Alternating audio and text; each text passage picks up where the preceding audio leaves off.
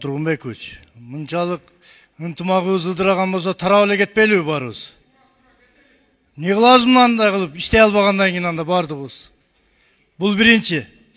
Экинчи, Курманбек Зулушев жөнүндө сөз болуп калды. Жакшы жагын да айтып коеюн. Элди аралап тарыхта болбогон ген прокурор элдин бүт баарын аралап келди. А колунда иштеген миңдеген сотрудниктин ар биринин кандай кимге жаранга кандай мамиле кылышына туура түздөн түз башкы прокурор жоопкерчиликтүү. Андыктан мына кечеки келип 3 прокурор депутатты алып кеткендиги бул туура эмес иш. Ушул жерде деле сурай турган нерсесин сураса болмок.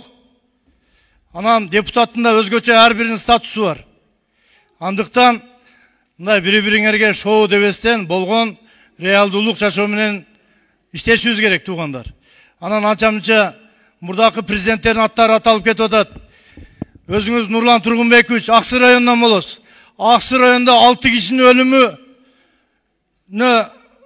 өлүмүнө байланышкан окуялардын күнөөкөрү Аскар Акаев тактап салдык.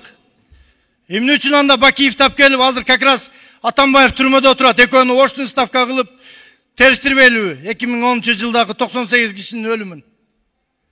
Эмне үчүн мындай тандалма выборочный кылабыз мамилелерди? Аскар Акаевди актадыкпы? Анда Бакиевди да алып келип актайлы. Атамбаевди да камактан чыгаралы. Бири-бирин президенттерге баарына бирдей мамиле кылалы.